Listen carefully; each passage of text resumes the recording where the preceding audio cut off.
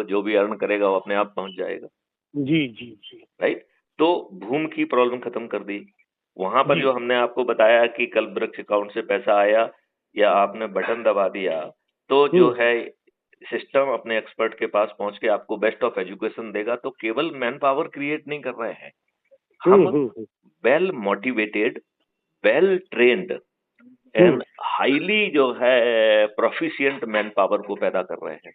तो हमने man power की प्रॉब्लम खत्म कर दी और सभी लोगों की एनर्जी बहुत हायर लेवल पे ले जाके हमने उसे अलाइन कर दिया। तो 140 करोड़ लोग जो आज अनएम्प्लॉयमेंट की बात कर रहे हैं, they will become the national asset and resource. Right.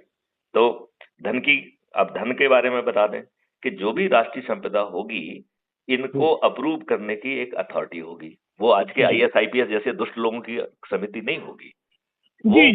वो एक वेल ट्रेंड लोग होंगे जिनके पास आप कोई कॉन्सेप्ट लेके जाएंगे तो वो उसे रिजेक्ट नहीं करेंगे जी। वो यदि उसमें कमी है तो आपके साथ बैठ के उसमें वैल्यू ऐड करके उसको रिफाइन करके और अच्छा कर देंगे जी, और फिर उसे अनुमोदित कर देंगे। तो जैसे ही अनुमोदित करेंगे, जैसे ज्यूम करिए कि कोई प्रोजेक्ट 1000 करोड़ का है, राइट। तो 1000 करोड़ भारत विकास निधि निर्मित हो जाएगी एडवांस में, अभी खर्च नहीं हुई है, सिर्फ हमने कॉन्सेप्ट को अप्रूव किया और पैसा पैदा हो गया, पैसा शुरू हो गया, राइट। पैसा पैदा हो गया, वो जब जो काम करेगा उसको मिलेगा वो, जी जी, राइट। अब जो है आज जो हम नोट पैदा कर रहे हैं वो कैसा पैदा करते हैं? नोट जो है घटिया पैमाने से पैदा होता। देखो पहले क्या होता था, जितने नोट छपते थे उसके बराबर में सोना RBI में रखा जाता था जी, जिसको स्वर्ण मानक कहते थे, गोल्ड स्टैंडर्ड कहते थे। अब वो खत्म हो गया कि नहीं हो गया? 100% हो गया। तो अब जो है क्या मानक रह गया है कि भारत सरकार जितने का बजट बनाती है, जितना टैक्स के नाम पर, जितने से PSU से यहाँ से वहां से भ्रष्टाचार होने के बाद जो थोड़ा बहुत बचता है और गैप रह जाता है, उस गैप की पूर्ति करने के लिए हम नोट छापते हैं। तो आज नोट का जो है कोई अच्छा मानक है क्या?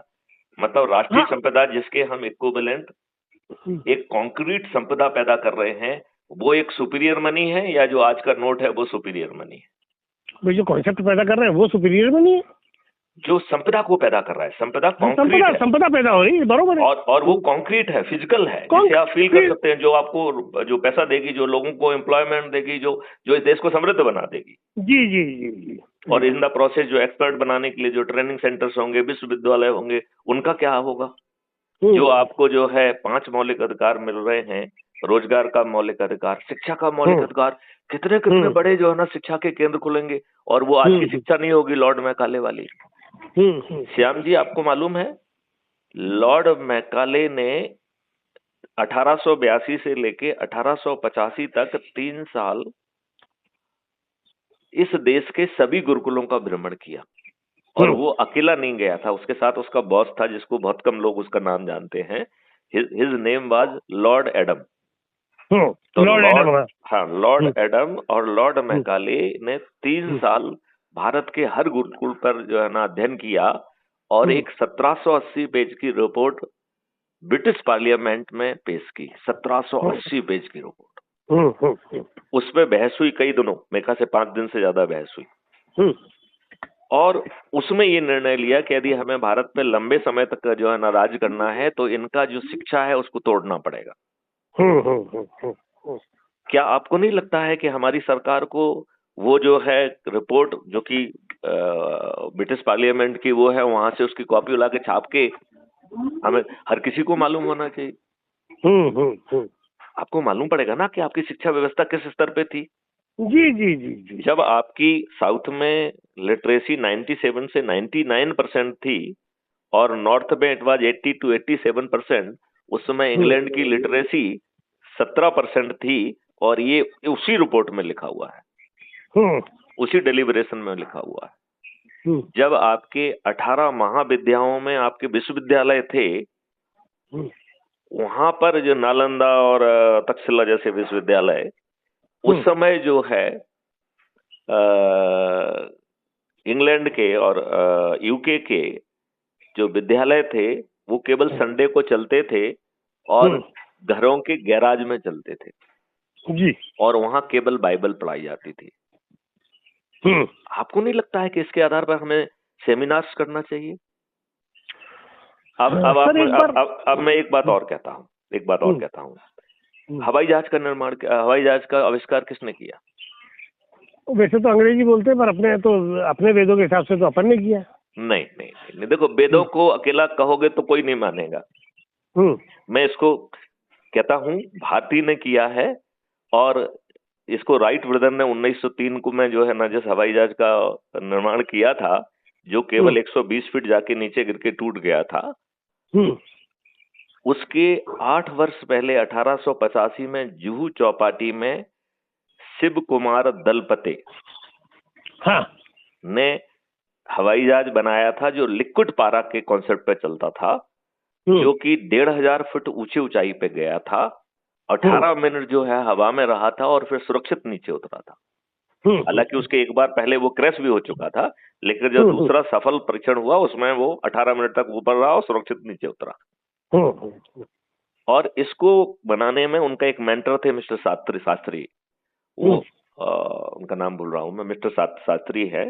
तो उनके पास जो है, आपके जो आप कह रहे हो, महर्षि भारद्वाज का एक विमान शास्त्र था, जिसमें 8 अध्याय हैं और 3000 श्लोक हैं, और 32 तरीके के विमान बनाने की विधि लिखी हुई है। आपको नहीं लगता है ऐसे ढेर सारे शास्त्र लिखे गए हैं, उन सबको खोज खोज के हमारा शिक्षा का सिस्टम में आना चाहिए? हमें इंडियन एजुकेशन सुधरना चाहिए। नहीं, लेकिन ये कौन करेगा? ये सर आपको हमको ही करना पड़ेगा। तो मैं तो आपको बड़ा सरल उपाय दे रहा हूँ। क्या आपको नहीं लगता है कि पूरी आरएसएस जो मैथिली शरण गुप्त कह रहा है, कम से कम हमें बुलाए, हम अपना प्रवचन आप लोगों को सुनाएं? मैं एक काम कर रहा हूँ, जी। आप कब समय देंगे मुझे? 2-3 दिन बाद, 1 आध दिन बाद? मैं जो है बिजी हूँ, कल तक, परसों मैं आपको समय दे सकता हूँ। अपन बैठते हैं, और जो मेरे लोग हैं आरएसएस में, या जैसा जो मैं काम कर रहा हूँ, देखो, मेरा निवेदन दूसरा है। देखिए, आरएसएस की ढेर सारी ब्रांचेज हैं, और वो कुछ ना कुछ कॉन्सेप्ट पे डेडिकेटेड हैं, और हमारे 21 महालक्ष्य और 5 मौलिक अधिकार में आपकी जितनी भी ब्रांचेस हैं, चाहे 1000 हो, चाहे 1 लाख हो, उन सब के सब्जेक्ट हमारे पास उसमें है। मैं ये चाहता हूं कि क्या उन संस्थाओं को इन्वॉल्व किया जा सकता है, जिससे वो हमारे कॉन्सेप्ट को में टास्क फोर्स बन के उसे रिफाइन करने लगे। सरकार जब उतरेगा तब उतरेगा, नहीं अपन इस विषय में बात करते हैं। हाँ, मैं ये कह रहा हूं, जब हम उसे जमीन पे उतारेंगे नहीं उतारेंगे वो अपन बाद में बात कर लेंगे। अभी तो हम ये कह रहे हैं कि आपकी जो शाखा है उसको ही हम मैथिली शरण गुप्त का टास्क फोर्स कर देते हैं, राइट? और ये निर्देश टॉप से आना पड़ेंगे, क्योंकि नहीं तो देखिए, एक डिसिप्लिन शाखा है, वो मैथिली शरण गुप्त को क्यों भाव देगी? वो तो नहीं, देखिए,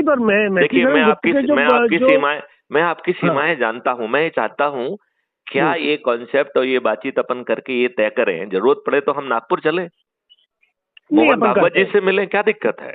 बिल्कुल किया जा सकता है सर। तो मैं आपसे वही कहना चाहता हूं, क्योंकि यदि वो मुझे सुन लेंगे और वो जो है ना अपने विभिन्न संस्थाओं को कहेंगे भैया इसमें तुम जो है ना इस विषय पे काम करो, तुम इस विषय पे काम करो, और जो आप कर रहे हो वो करते रहो, दिस इज एडिशनलिटी।